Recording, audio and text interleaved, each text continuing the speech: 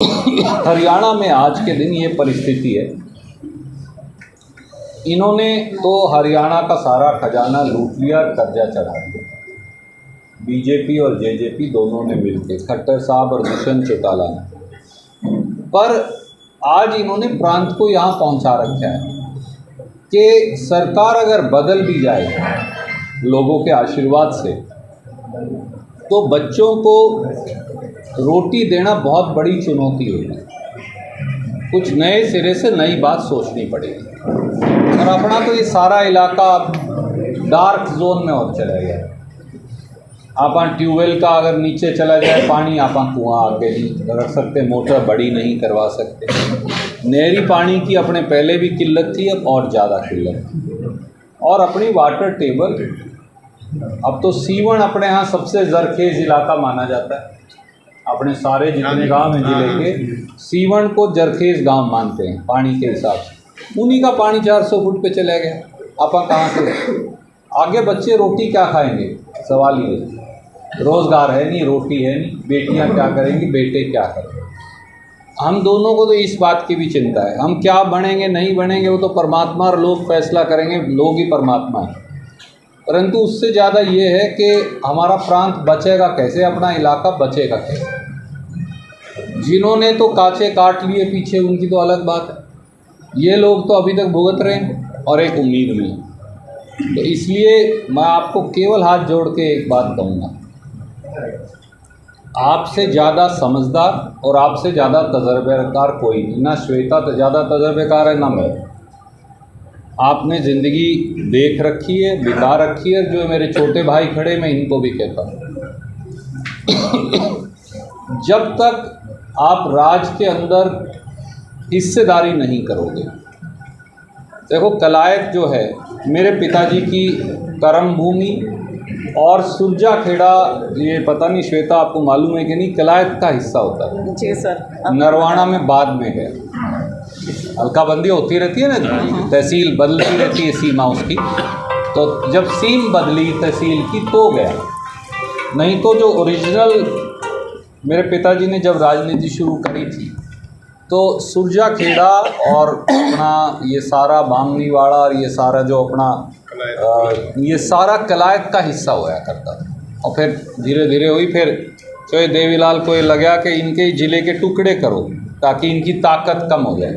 उनका स्वर्गवास हो गया। मैं कोई उनकी आलोचना नहीं कर रहा, होता ही है जो राज में। तो उन्होंने हमारे ज़िले के टुकड़े करे, फिर पार्लियामेंट के टुकड़े करे। फिर पिछली बार जब चौटाला का शासन था, हल्काबंदी हुई, फिर दोबारा हमारे टुकड़े करे।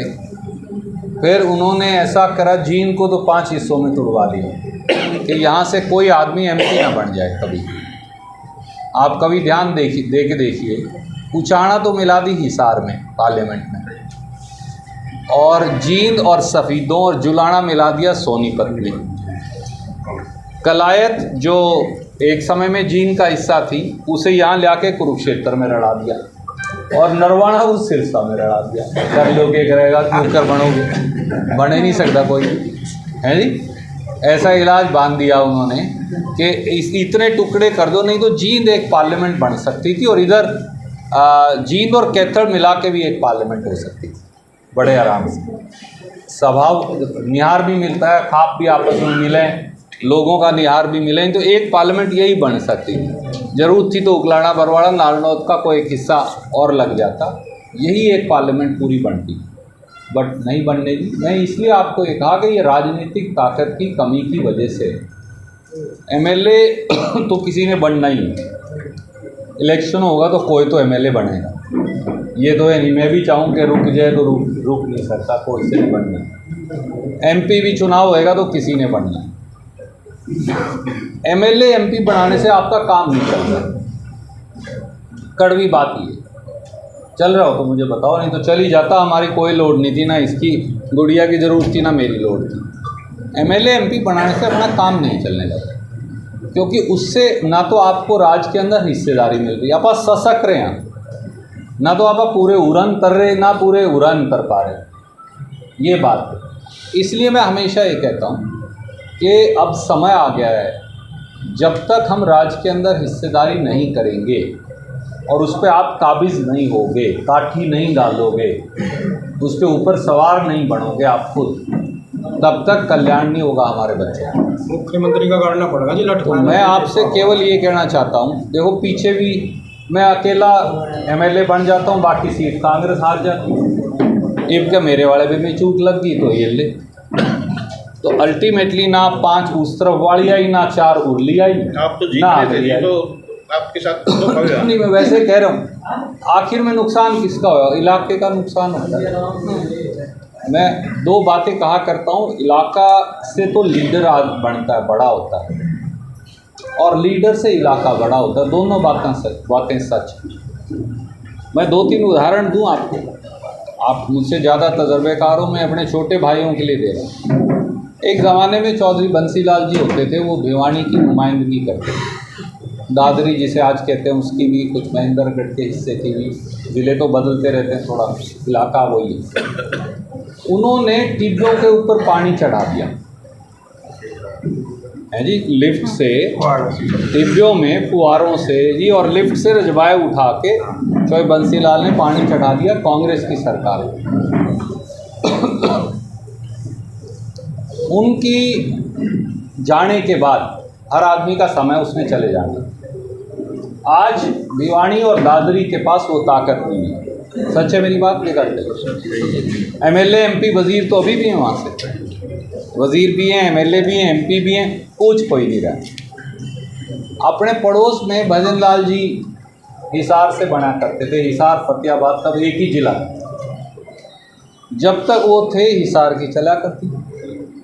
उनके जाने के बाद हिसार में एमएलए भी है, वज़ीर भी हैं, एमपी भी बनता है, राज भी सामने।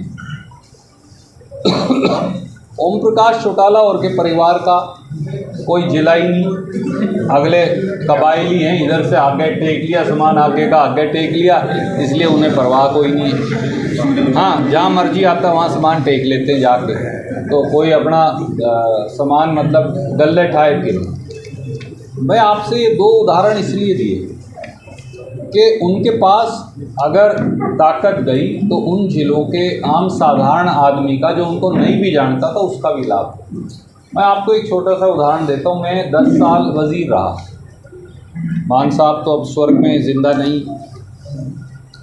जो मुझसे वो कह दिया करते थे, या जो पिताजी कह दिया करते थे, पिताजी भी नहीं रहे अब, उनका पुराना बूढ़ों के साथ उठ बैठ थी, सवेरे आ जाते, अपने चाय पीते, यहाँ बैठ के गपशप मारते, कभी पीछे बैठ जाते, कभी सैर करने आगे चले जाते।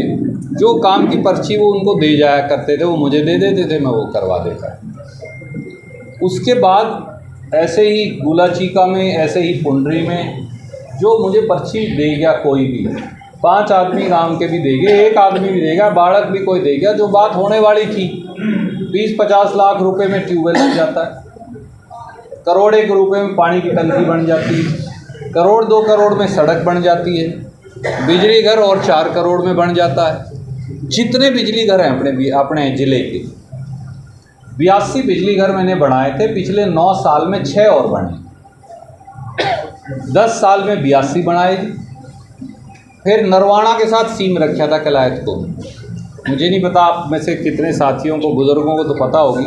अपना ये जो डूमर खा के ठड्डों पे मेरे बाबूजी ने बनाया था ना जी 220 केवी, इससे कलायत जुड़ा हुआ था। हाँ जी, जुड़ा। और दूसरा तीतरम में एक पिताजी बना के गए थे 220 केवी, जहाँ थर्मल से लाइन आती है बिजली की, एक ही यहाँ। अब आबादी बढ़ गई, बच्चे बड़े हो गए, लोड बढ़ गया, किसी ने बीच में कुछ करा नहीं। फिर मैंने पूछ के बात्ता में एक और बनाया, और वहाँ उसको नरवाणा से अलग करके सीधी लाइन थर्मल पावर स्टेशन से यहाँ लगाई जाती है, ताकि कलायत डिपेंडेंट ना हो, ना कैथड़ पे निर्भर हो, ना नरवाणा पे निर्भर हो। क्यों रहे? कलायत का अपना खुद मुख्तियार हो। तो एक आपकी बिजली चलती है तीतरम से, और एक चलती है वहाँ से अपने बात्ता से, इसलिए कि मुझे पता है कैसे चलानी। फिर सारे घरों की बिजली और खेतों की बिजली अलग करी मैंने, आपको मालूम नहीं। उससे पहले नहीं तो बिजली ज़रूर भागती थी, होती नहीं थी बिजली। किसान भी बड़े करते। आप लोग तो स्कूल में होंगे, बच्चे जितने हैं, परंतु यहाँ इसलिए आंदोलन हुआ करता अपने कलायत, नरवाणा, उचाना, कैथल के एक तो दूध पिलाने के समय ज़रूर जाती, बालकों के रोटी खाने के समय, पढ़ने के समय ज़रूर भाग जाता, क्योंकि सारी वो बिजली आती है उसमें घुग्गी लगा रखी है हमने ट्यूबवेल पे, या उसे भैया कुछ भी कहते हैं यहाँ पर, वो ऑन हो जाती, वो घर की भी हो जाती, वो फूक जाते हैं हमारे ट्रांसफार्मर। मैंने सारे अलग ही कर दिए पूरे हरियाणा के 7,500 गाँव में। तो उसका नतीजा ये हुआ कि अब किसान को पता है मेरे को सरकार की मर्जी है, 6 घंटे दो 8 दो तो सरकार की मर्जी है, परंतु मैं जब बिजली का मंत्री था मैंने 8 घंटे किसान को ट्यूबवेल की बिजली दी, टाइम बता के दिया था। इस हफ्ते रात को 12 बजे से 7 बजे आएगी, इस हफ्ते आपकी दिन में 11 से 6 आएगी।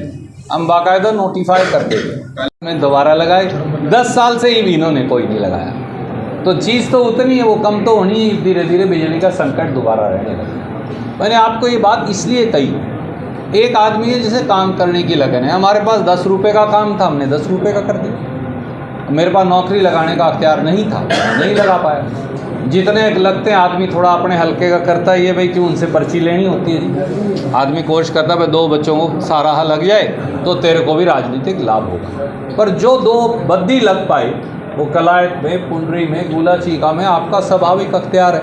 पूरे हरियाणा में इतने बिजली घर लगाए, कोई बच्चा आ जाता था भैया मैंने भाई साहब वायरमैन का डिप्लोमा की वजह फलाने जगह चिमड़ जा, बोला भाई साहब अगले ज़िले में नहीं जाऊँ तो उरले में चिमड़ जा। हाँ जहाँ अभी तक लगे हुए हैं आपके हाथ में, वो तो दस्तखत करके दे दे, ये तो खट्टर लगावे, ये बताओ चाड़े दुनिया के, ये तो खट्टर की पर्ची आएगी तो लगेगा, नहीं तो ये तो टेम्परेरी है, लग जाते बच्चे का काम चल रहे तो इतने और आगे देख ले कोई धंधा। मैं आपको केवल इसलिए ये कहना चाहता हूँ श्वेता तो एक अकेली है, परंतु आप उसका परिवार हो, आप उसके संरक्षक हो, आप उसके अभिभावक हो, आप माँ बाप काका ताऊ भाई आप ही हो, तो हम आगे तब बढ़ पाएंगे जब आप हमारी बात पर विश्वास करके आप हमारी मदद करोगे। नहीं तो हम भी एक बार डैश पढ़ाएंगे, एक बार खड़े हो जाएंगे, एक बार फिर डैश पढ़ेंगे, इतने पहलवान की सांस निकल लेती ये एक बार दोगे, एक बार हाँ इसके नज़दीक सी लगा के इसके सदबीर गेड़ दिया। तो इसलिए हम सारे मिलके एक आदमी की जी पुंजड़ पकड़ के उसके कहने से पर्ची देनी पड़ती है, तब जाके राज मिलता है, नहीं तो राज नहीं मिल सकता इलाकों में। और हम ऐसे ही खराब होते रहो, हमारी तो कट गई और कट जाएगी, कोई बात नहीं, पार्टी ने बड़ी इज्जत दी। मैं तो हमेशा ये कहता हूँ, मेरा ना तो मेरे पिताजी मुख्यमंत्री थे, ना केंद्र में मंत्री थे, ना अपने पास कोई धन दौलत रुपया पैसा के उससे कुछ कर लें, अपनी मेहनत से अपना शरीर गाड़ के मेहनत करके यहाँ तक पहुँचे।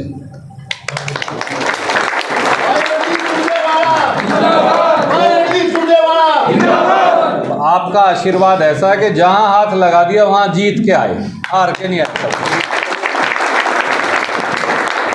ये परमात्मा की देय होती, कोई आदमी के पास तो कुछ नहीं है ना, उतना ही मेरा और 4 इंच जिससे फालतू का होगा, इससे फालतू का है नहीं, किलो 2 किलो कम ज़्यादा वजन होगा, परंतु आदमी अपनी मेहनत कर सका। आड़ी तो अपने खेत के अंदर कोशिश कर सकता कि खेत संवर जाए, बाकी तो अगर परमात्मा ओढ़े गेट देगा तो कैसे संवरेगा।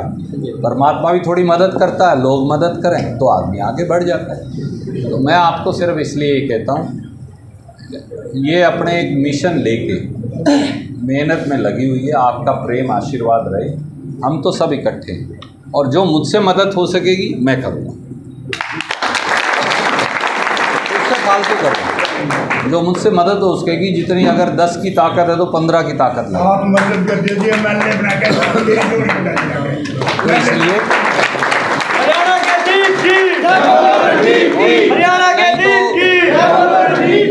क्योंकि अगर आप मदद नहीं करोगे ना, फिर क्या होगा, वो बाबा खड़क सिंह वाली बात हो जाएगी, फिर कोई विश्वास नहीं करेगा किसी पे जो वाकई में काम करना चाहता है। अगर सारे लोग रुपयों से ही जीत पाएंगे तो फिर हम लोगों का तो नंबर नहीं पड़ सकता। अगर रुपया पैसा ही या गुंडागर्दी ही क्राइटेरिया है तो फिर मुझको और इसको तो रिटायर हो जाना चाहिए, हमारा नहीं फिर कोई चांस। मेहनत करके अपने खेत, जो लोग हैं अपने खेत को संवार के उसमें से फसल काटने की उम्मीद करने वाला अगर आगे बढ़ पाएगा तो हम आगे बढ़ पाएंगे। अब राजनीति में रुपया पैसा और गुंडागर्दी एक मॉडल बन गया है, मैं मानता हूँ, परंतु हम अभी भी जिंदा इसलिए हैं कि हमें लगता है कि ना बहुमत जो है 90 पैसे लोग ना गुंडागर्दी को पसंद करते ना रुपया पैसे को पसंद करते। वो पसंद करते हैं ईमानदारी से कोई सेवा करने वाला, काम करने वाला बंदा अगर मिल जाए तो। सारे हल्कों को तो मिल भी नहीं पाता है साल में। तो इसलिए बस मेरा आपसे इतना ही कहना था, आप अपना आशीर्वाद इस पे रखिए और हम मिल के मेहनत करेंगे और कोशिश करेंगे अपना इलाके को हम संभाल सकें।